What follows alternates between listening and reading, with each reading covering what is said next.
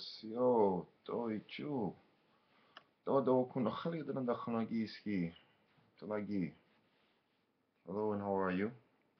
Welcome to another episode of Chief Eagle Spirit Dancing's commentaries.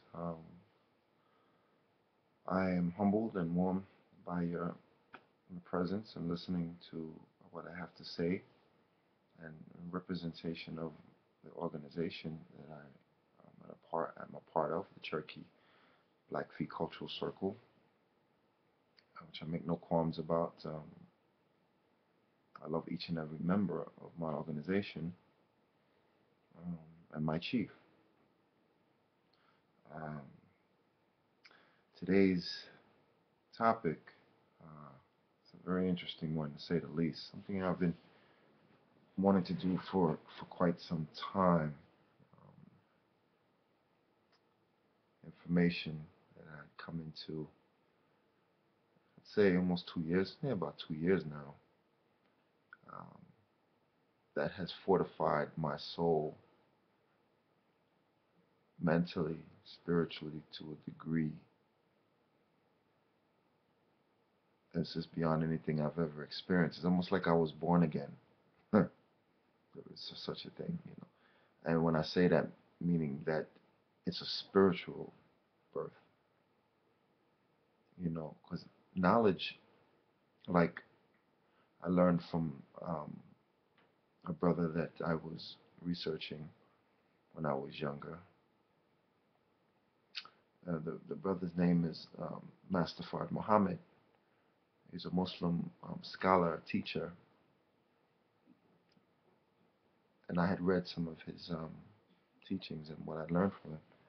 In particular, one particular phrase stands out in my mind is that truth is not a dead thing, it's something to be discovered from moment to moment,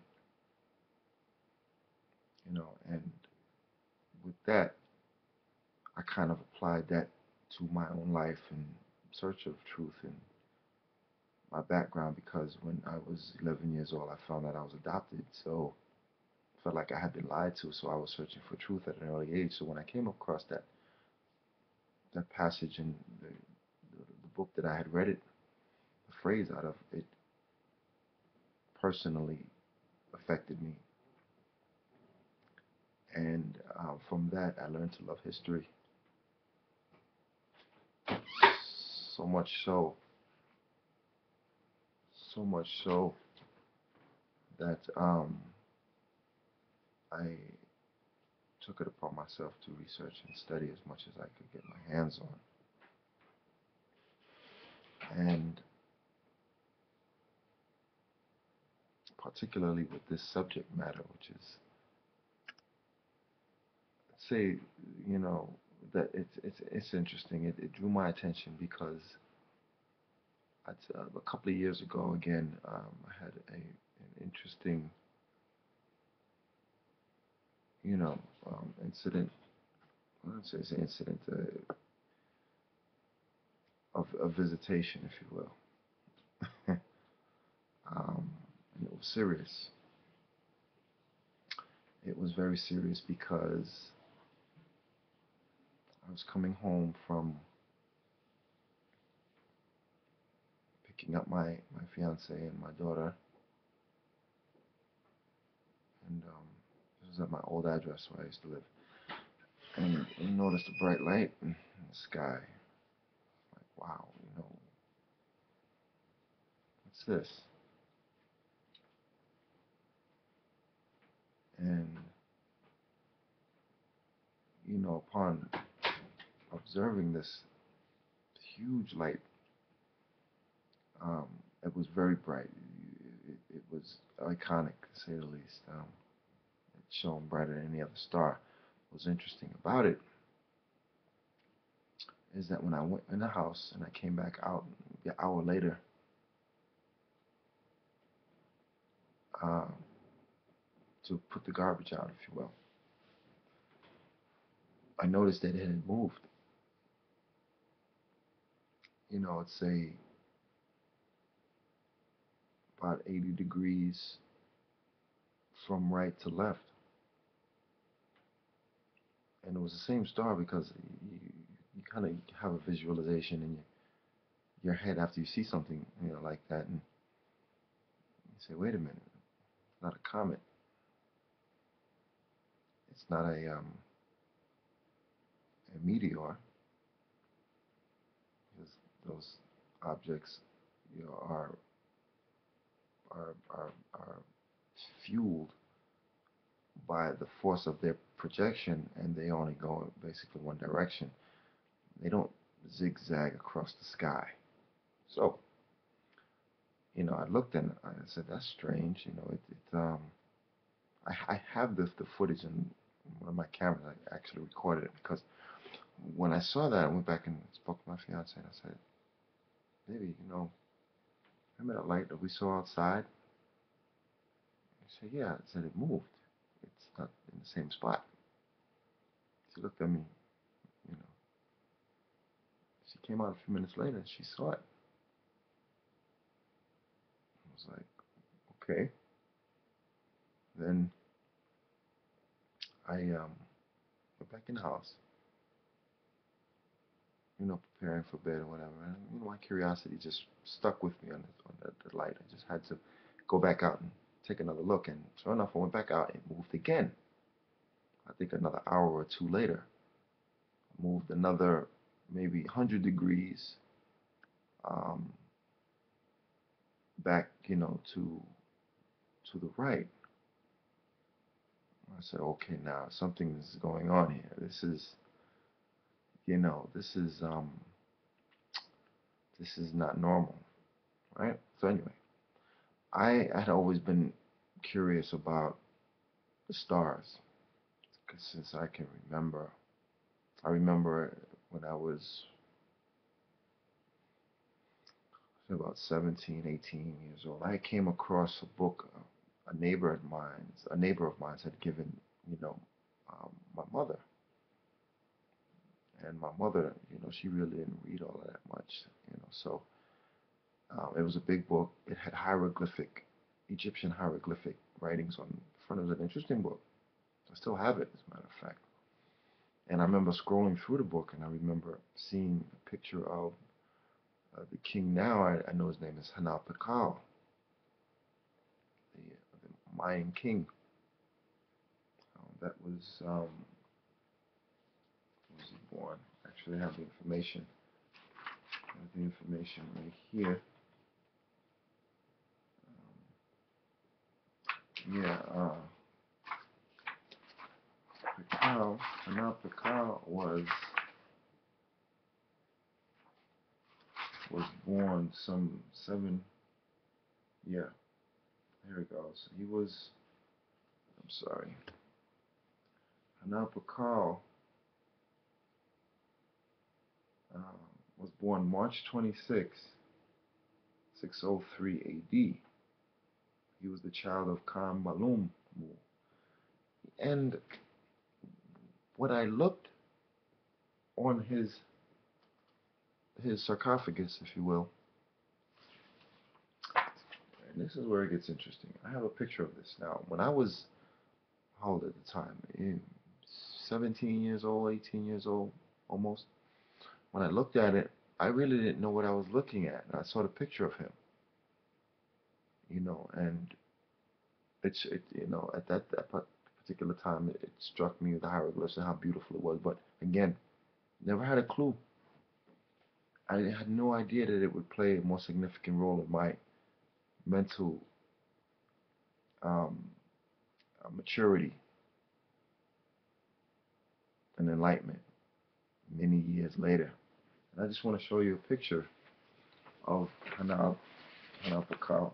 I hope I'm saying his name right. If anyone's out there who knows the language of the ancient Maya, how it's spelled properly, I'd be more than happy to, to be enlightened or educated. Here's a picture of Hanab. Okay, now I'm going to try to do this to the best of my ability. I don't have a projector, a slideshow, pictures. I have to do this as crudely as I can. Okay. Now, here we go. There, you see him? This is him. Hanal Pikal's legs. It's like he's sitting in almost a fetal position. Okay, wait. Okay, here's his feet, his legs, right? Here's his hands. Now, if you look carefully, especially right here, it looks like he's operating something, right? Now, up here towards his face, there's some type of device in his nose, right? Now, also with his feet, he looked like he's operating some type of foot control device. Now, here's the interesting part. At the bottom, he's sitting here on what looks like some type of vessel chair that has some propulsion system shooting out the bottom. Here it is. Right, where is it? Right here. Right there. Oops. Right there. This looks like some type of fiery propulsion system right here, pushing him. And if you look at the whole vessel itself, I hope this is clear enough. It's a vessel that he's surrounded by, and it's pushing him off up. This is the fire right here. Right here. That's the fire and the smoke. And it's pushing him vertically up into space. And when I realized, okay, show it one more time, get it straight. Okay. When I realized what I was looking at, I said, this man is in some type of ship, some type of vessel. If you, again, take, whoever's listening, watching this, take a very, the Van Daniken and Chariots of the Gods and Childress and the rest of these archaeologists and astronomers and um, um, um, seekers of knowledge, they have a vague idea of what they're looking at. Some of them deal with more common sense than others. I won't say who, but to me, this says that this is a human being operating some type of vessel at a time when they, according to Europeans, make sure people are looking clearly. Look at this thing. At a time when they say human beings, when they say human, they're talking about us. They're talking about the darker peoples, period. But at a time when they claim human beings were ancient and uncivilized. Now, I I wanna further expand on that, because when the Europeans first came here, that's the same thing they said about us when we opened our doors and helped them to get on their feet. When they were destitute and downtrodden, and they needed our help to survive. But yet, at the same time, after they became healthy and strong, they turned around and killed us, and then they called us the barbarians. Isn't that the pot calling the kettle black? So, the same thing in South America, and what they're finding here in North America with the mound builders, they're finding pyramid-like structures. And, another thing that really gets to me is that they're exclaiming and proclaiming that these pyramids were tombs when they were emphatically not. And some of them know this because they have yet to find any of the mummies, if you will, or the bodies buried inside of these institutions, these buildings. They have never found any of the kings buried inside these monuments. Never. They found them buried underground outside. Even in Egypt, it's the same thing.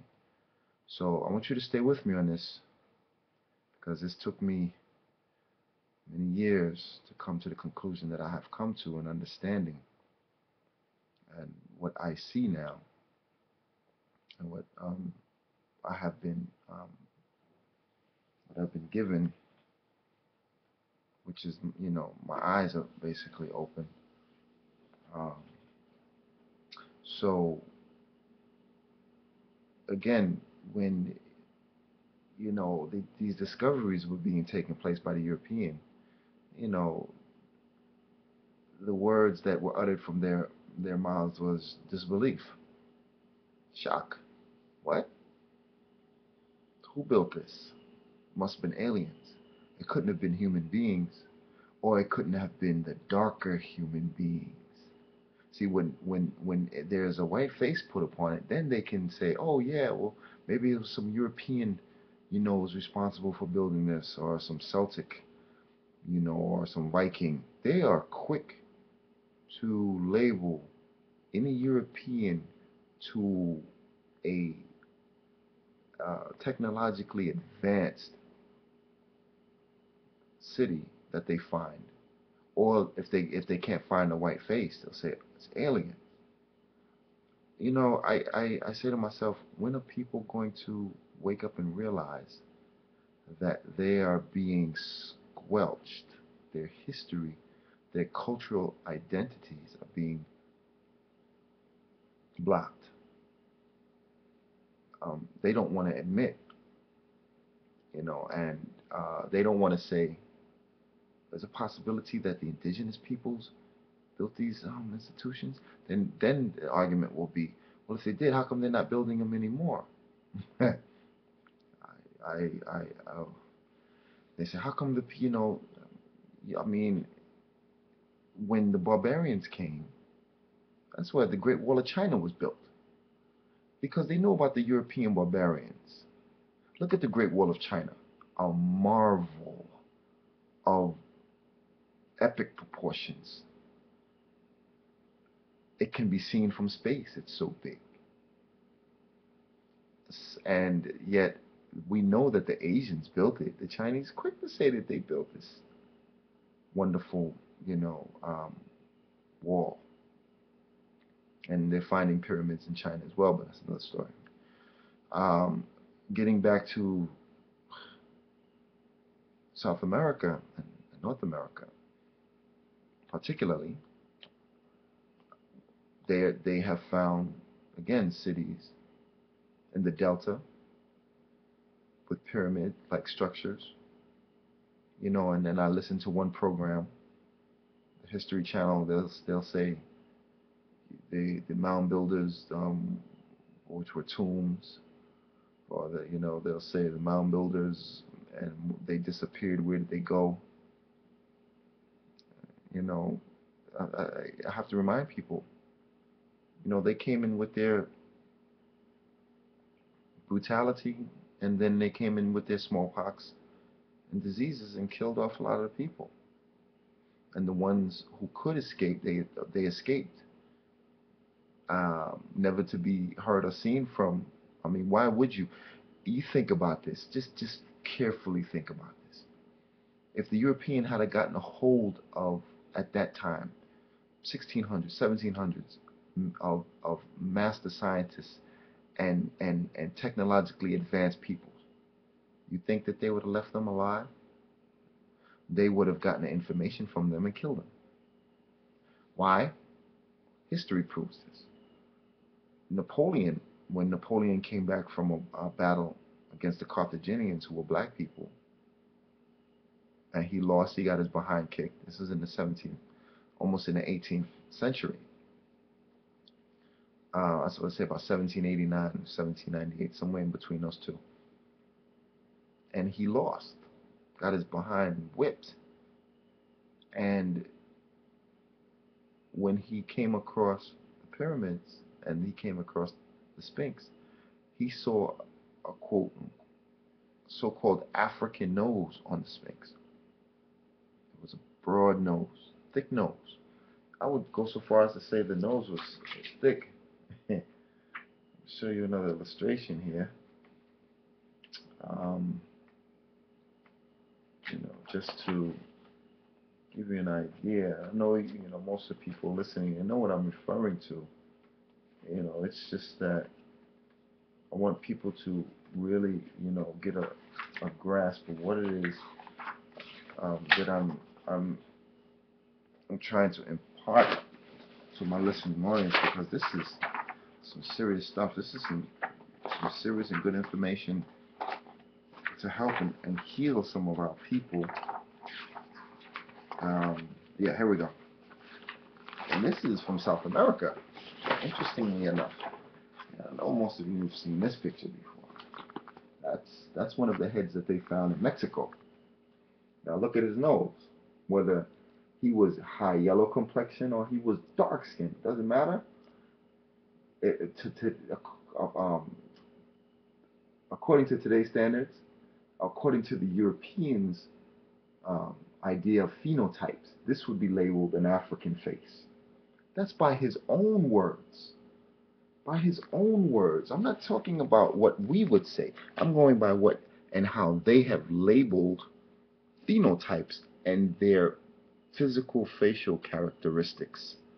So again, these are one of the heads that they found in South America and Mexico. And if you look, interestingly enough, they were pointing out his headdress. They said it looked like some type of helmet. Whether he was of royalty remains to be known or seen. But again, getting back to Napoleon, I just wanted to point that out. Take another look, just in case some people, are challenged visually. Right? Look at those features. So anyway, okay.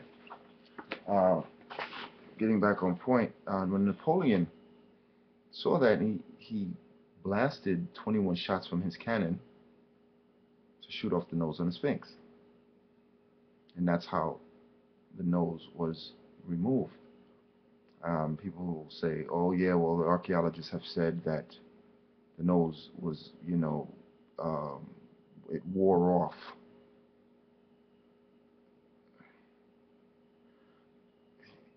See, this is the part where I have to tell people, if you're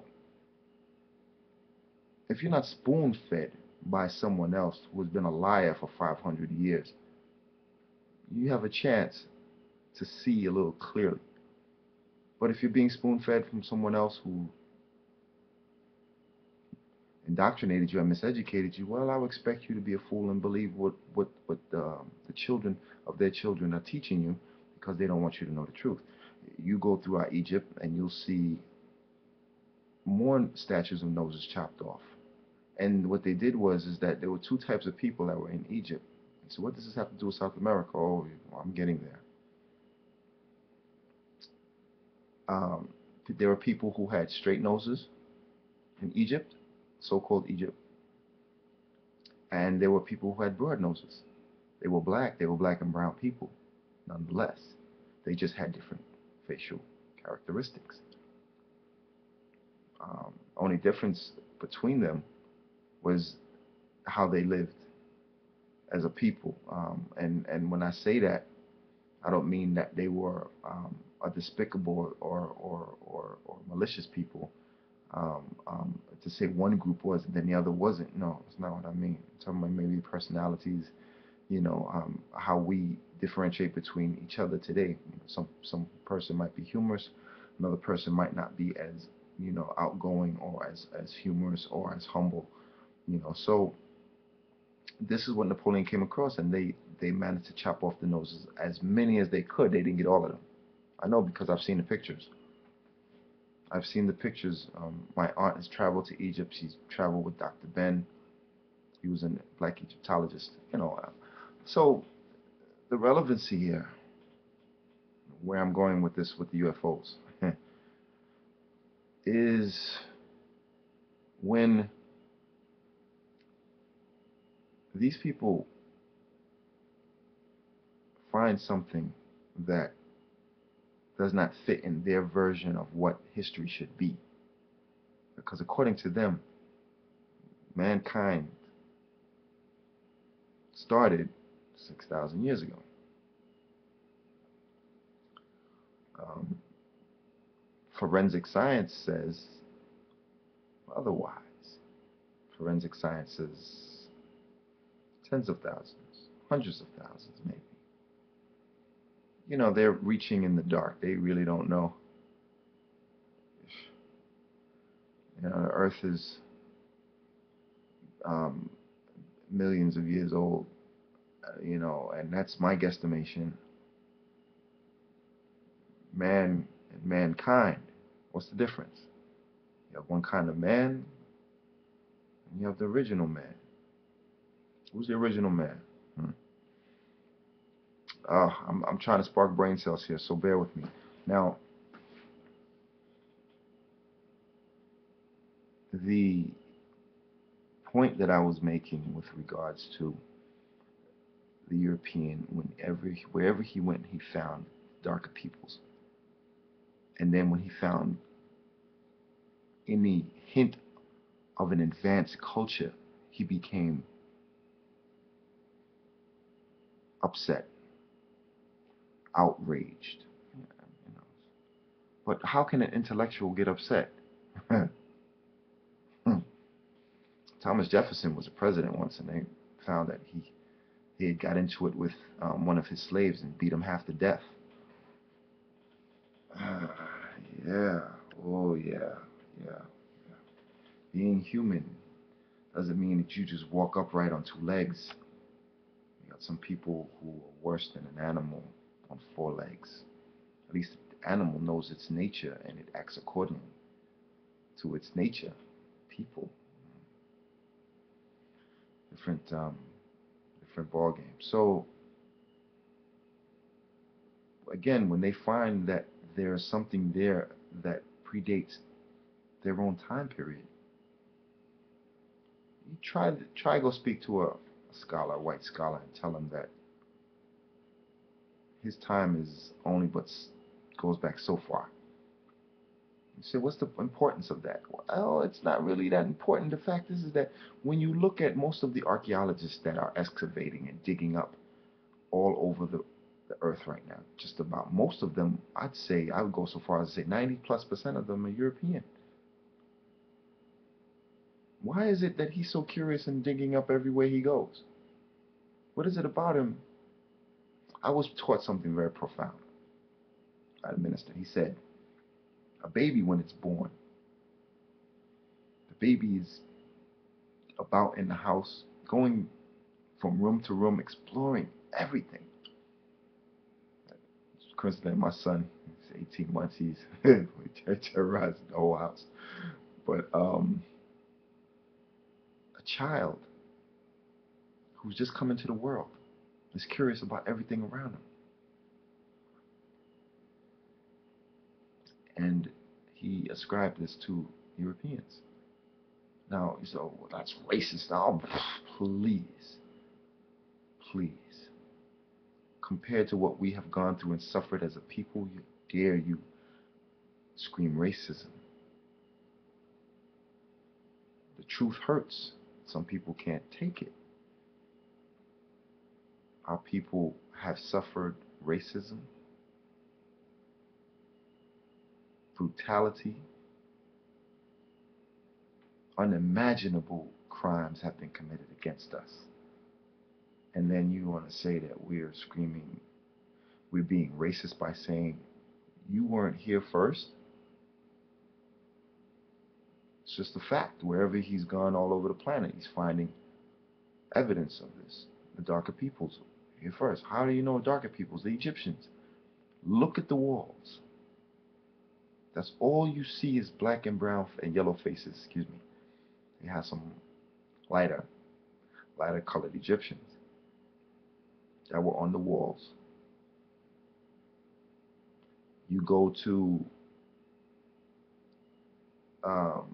Teotihuacan and the so-called pyramids in Palenque, Chichen Itza.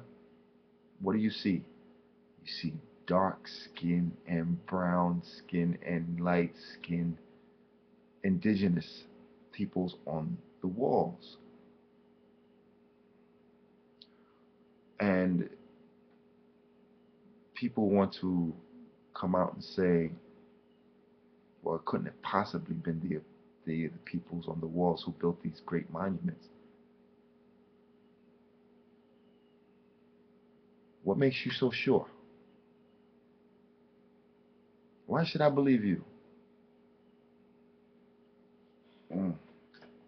You have proven to me, and I'm talking to European scholars, archaeologists, the ones who are responsible for deceiving the rest of the world into believing that there are aliens with gray skin and dark eyes and something out of a science fiction movie. Their claims is that there's nothing could have possibly from this earth have made this. Now there are some who they according to them, this is how they play both sides of the fence. They say, oh, it's theorizing it could have been human beings. And there are some who actually I've heard say, it's I believe that it's actually human beings who done this. But will they go so far as to say these people were not European? Now, now you go to um, again the illustrations, the drawings on the walls in Palenque, in Egypt, rest of South America, in Indonesia. Um, I would even go so far as to say in Asia. They're finding pyramids underwater in Asia. They just recently found pyramids in Bermuda this last year. They found a Mayan city in Atlanta, Georgia, in the southern part of the United States just last year.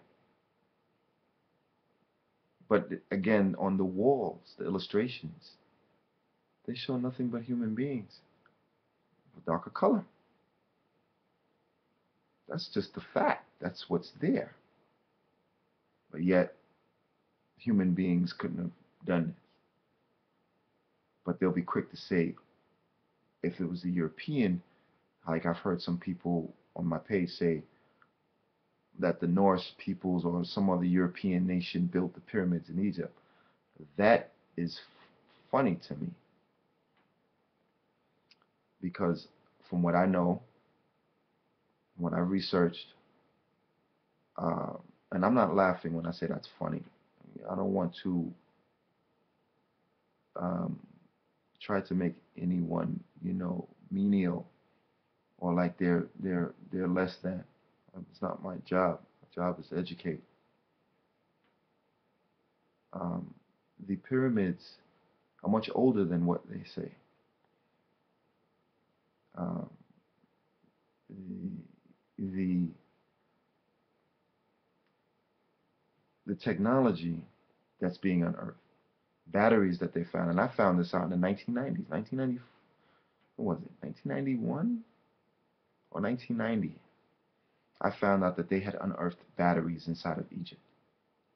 And I remember, I was a student when I was working at Columbia University at the time, and I found out that they had unearthed these European archaeologists again unearthed these batteries, and they were saying what, you know, and they've come to the conclusion, like they always do, and their conclusion is, oh, they were using them for gold plating,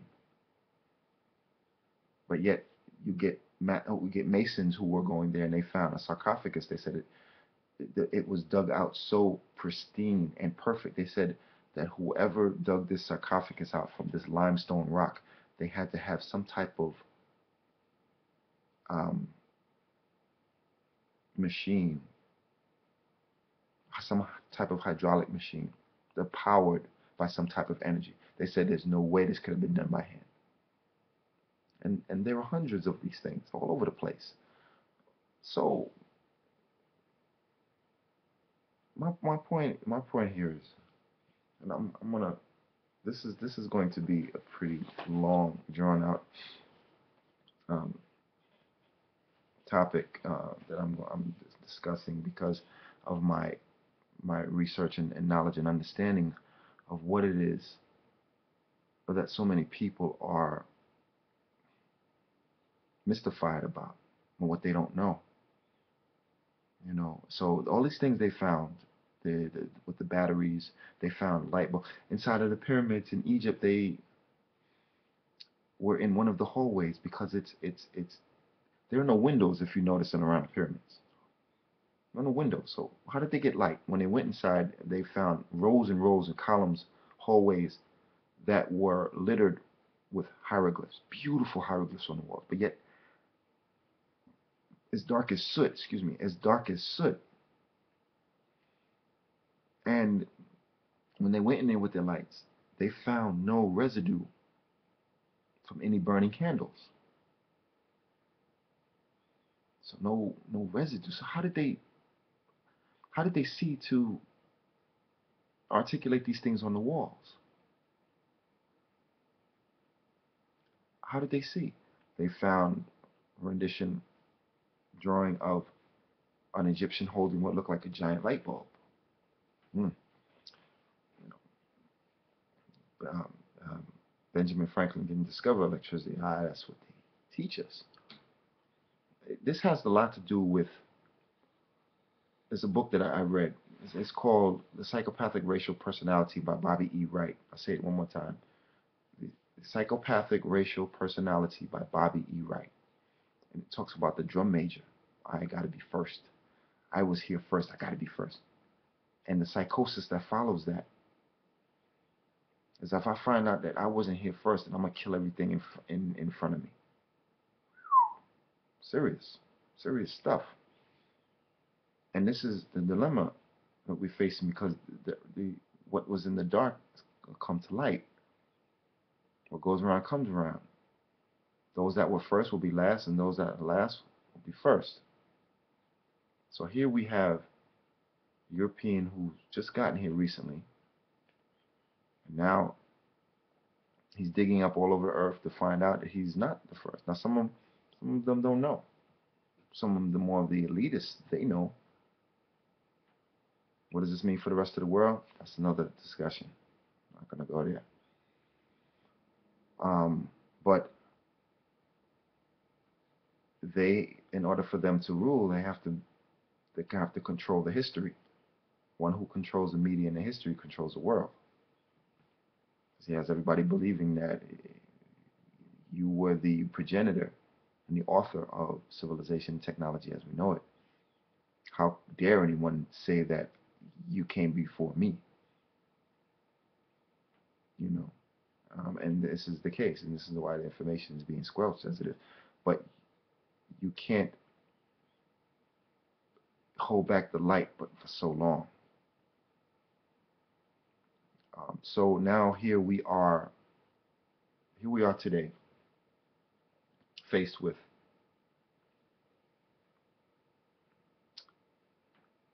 weighing between truth and lies. You know, it's hard because some people just can't deal with the light, the truth. They can't humble themselves for that which was here before you, and they get angry and jealous, and it produces all kinds of conflict and people ready to argue and fight with you. How dare you say that the Europeans, we were the first ones to develop this, we were the first ones to develop that. We understand that emotion is called jealousy.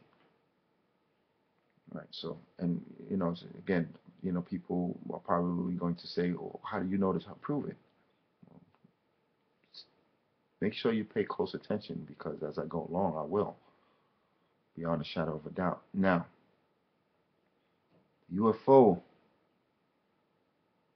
matter,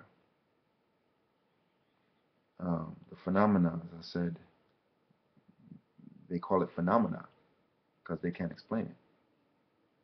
The Creator only gives to His anointed and those who He deems worthy of knowledge and information.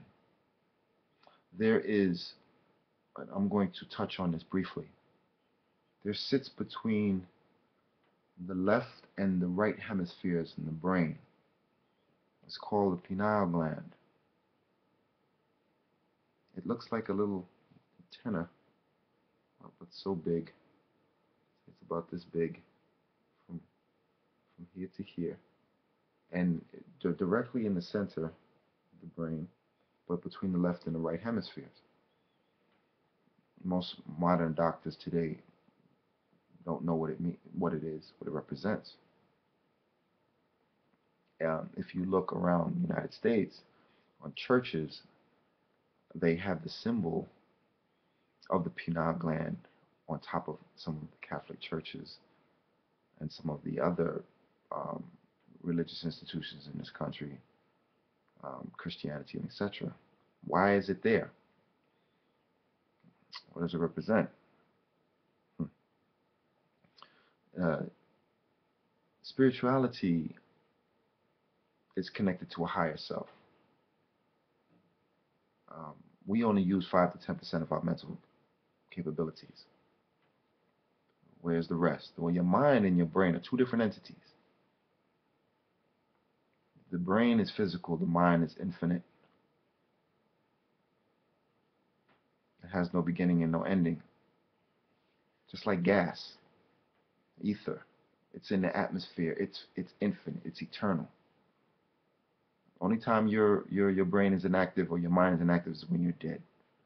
But protons, electrons, and molecules and energy is constantly flowing. It never ceases.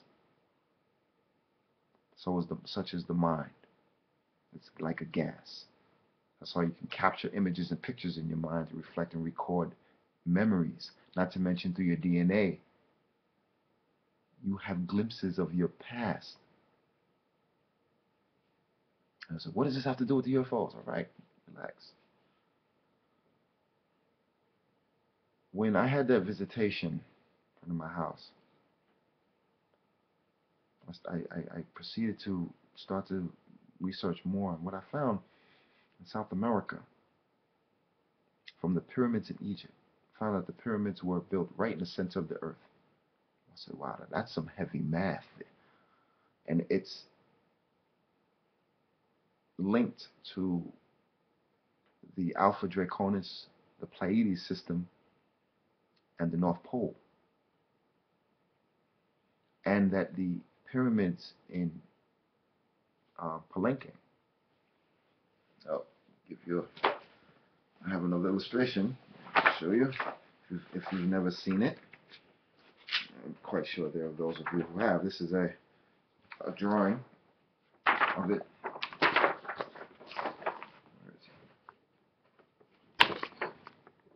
There it goes. Beautiful, right? Look at that. Indians built this. They're no aliens. This is what they want to tell us.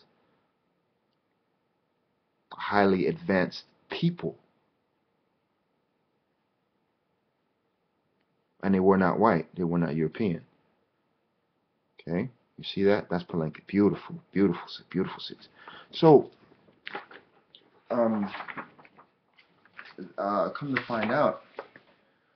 come to find out that back in the 1970s, there was a probe called the Voyager that was sent out by NASA, and it landed on Mars and took pictures, and the pictures that came back startled NASA. Now you look on YouTube; it's all over YouTube now. This is no secret information, and they said that they found a face on the surface, and it was being disputed. Oh, it couldn't have been a face. It was a distorted image. It was a reflection in mirrors. Blah blah blah blah blah blah blah. But what is now being argued is that not just the face was seen. They also found pictures of what looked like um, images of pyramids and cities, aqueducts. Like there had been some life uh, that was on the planet. This back in the 70s. And of course, I'll challenge people and I say, look, if you look at the amount of money that's being spent on the space program to go to Mars, and there has been within the past 30, 40 years, it's astronomical. The number. What is so interesting about Mars? Why are we spending so much money when people are hungry, starving, and destitute here on Earth? Why? And they're using our tax dollars to finance these trips, and don't believe the hype on the shutdown of NASA, indefinitely, or whatever the case is, that there are no programs being, you know, prepared, and they are in fact preparing a manned space mission to go to Mars within the next, I think, 5 years or so. Who's with all of the economic problems we're facing today? This is it important? Yes, but not right now. They're priorities, but you try to tell these people that. So the images that came back from that from the Voyager and other satellites that they've sent out with these giant cameras, just sending back all of these startling images. Now, if they're finding pyramids and a face that they said resembles that of the Sphinx in Egypt, somewhat, what is to be drawn from that? Well, the pyramids in South America, the three pyramids in Palenque, are aligned with the system called the Drago system that also connects with the three pyramids that they found not too far from the face of the Sphinx, or the face that they found on Mars. Oh yeah, I researched this one. Yeah. So for anyone out there who thinks I'm a nut, well, all I'll do is challenge you to research it for yourself. I at one time didn't believe in space travel. You know, but now, anyway, so the Drago system, or the Dog Star, different cultures have different names. The Kachinas,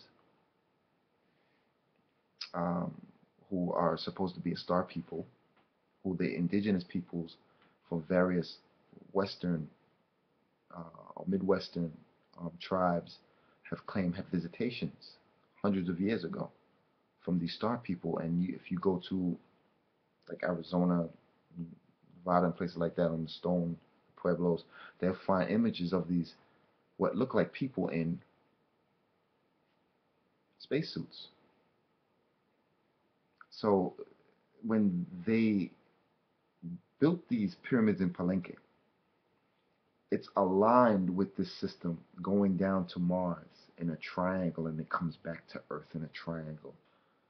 That's when I said, oh my God, what was I looking at? Now suddenly, the Mayans are being mocked by an ignorant people who are saying, oh, the Earth was supposed to end.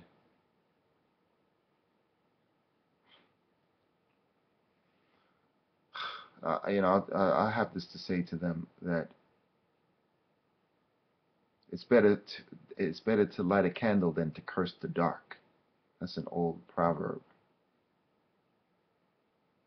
Ignorance is not bliss.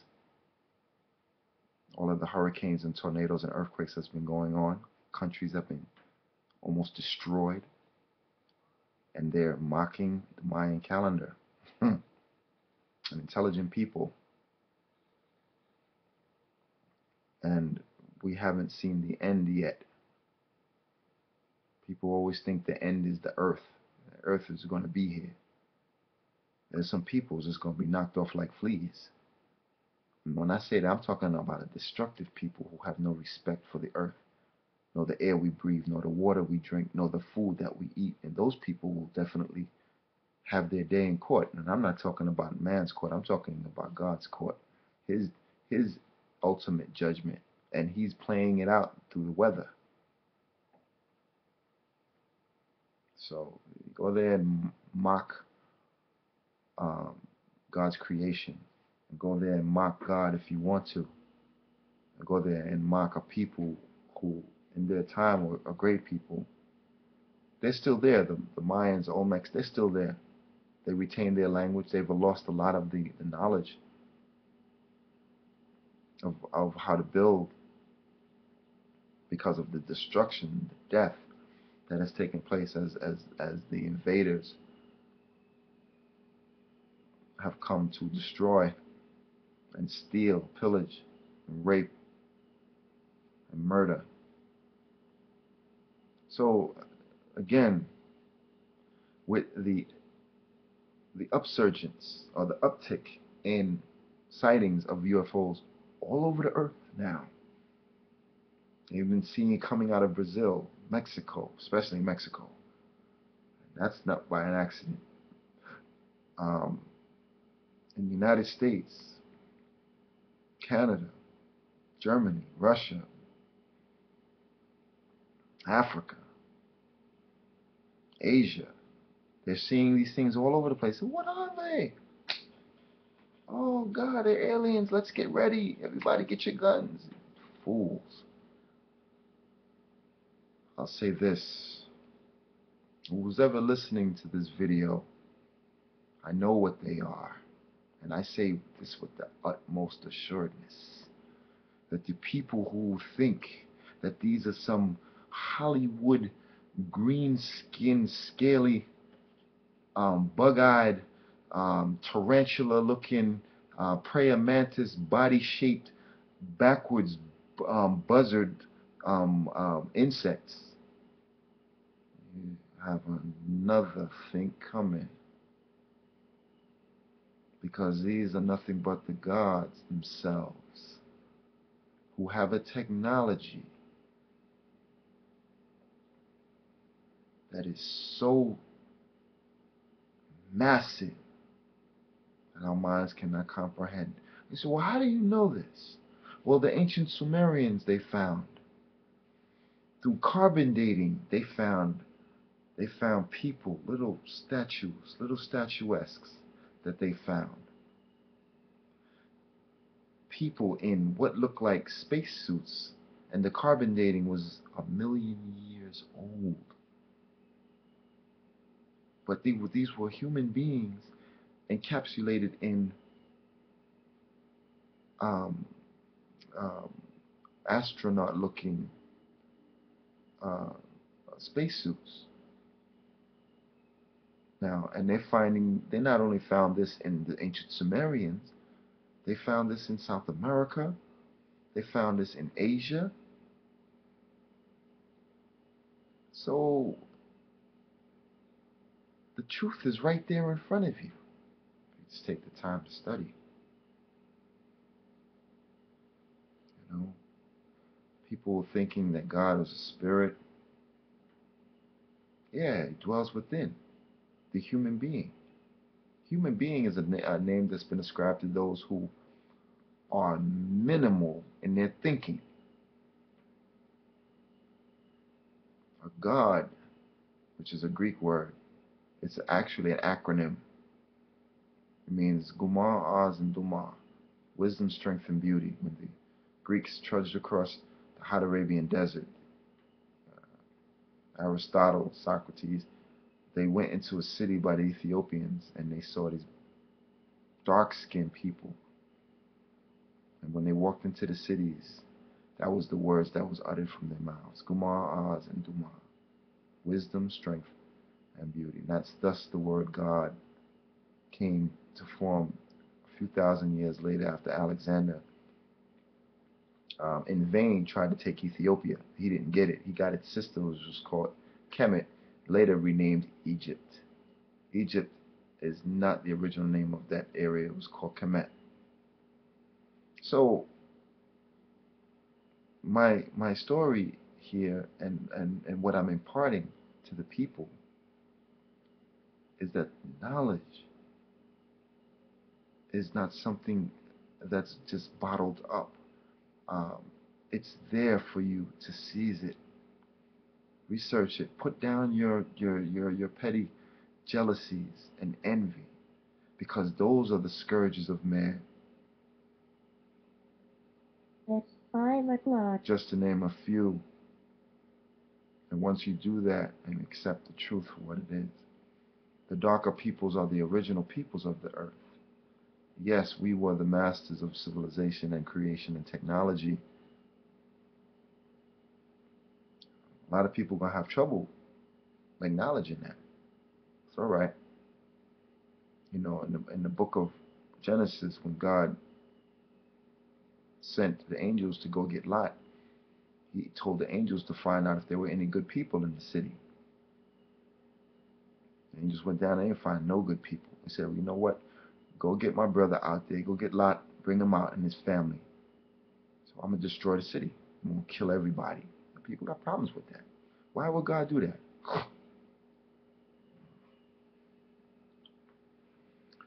You find uncivilized people living like animals. You give them time to change and they change not. I created you. I gave you laws to live a certain way and you choose to do otherwise. The God of creation has every right to take you out, point blank. And he's done it and he will do it again. That's the bottom line. That's what we're facing today. So now we're seeing the pyramid, excuse me, we're seeing the UFOs. What's the purpose?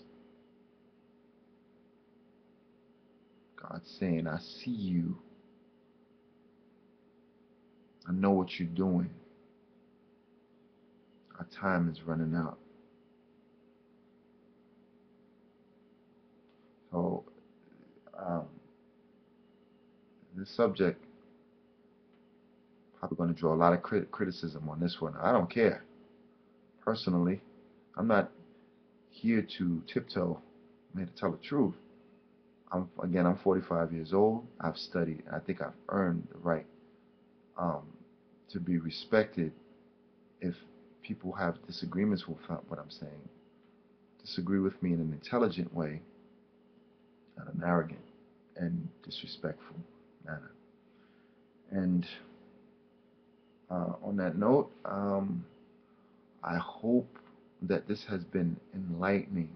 Again, um, this was a video done on indigenous peoples and UFOs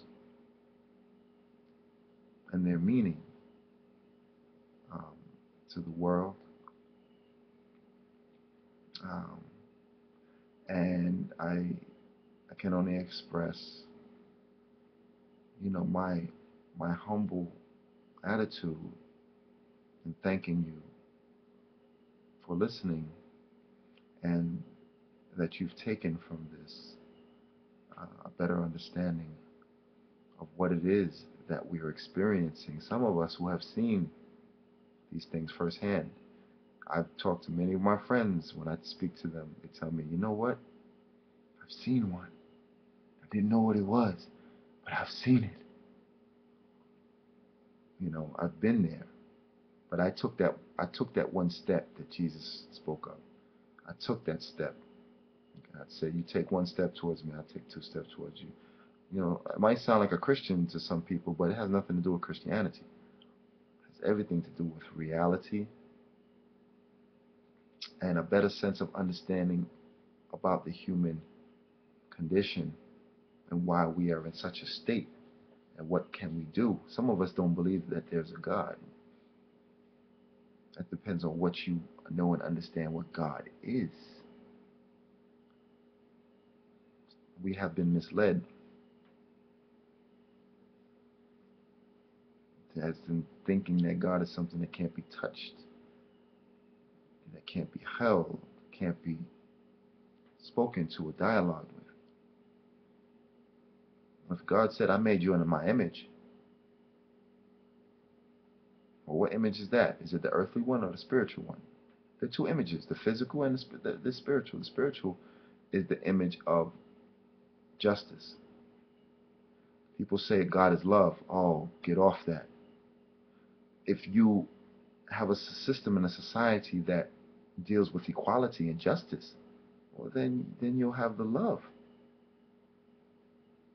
But if you're in a society that promotes wickedness and vile behavior, you're going to have just the opposite effect.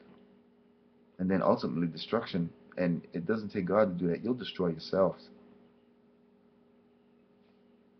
So people who say God is love and he loves everybody, stop telling lies, because history has shown that we have either destroyed ourselves or God has destroyed whole cities. Oh yeah, Sodom and Gomorrah was destroyed. Oh yeah, outright, because of the vile and wicked behaviors of the people. So here we are faced with that same dilemma today of vile and wicked people who live off of pestilence and a decadent and immoral way of living. It's not going to last forever. We have been warned time and time. Look at the hurricane that just hit recently here on the East Coast. The hurricane that hit down in the Gulf back in '05. Warnings. The hurricane that hit on the West Coast and the snow, the floods, and the droughts. These are warnings. People say it's global warming. Okay, keep thinking that way and don't change. You know, you're given an extension for a time, and if you don't change, we will see our own demise. And when I say that, you know, the Creator puts in place stumbling blocks for us.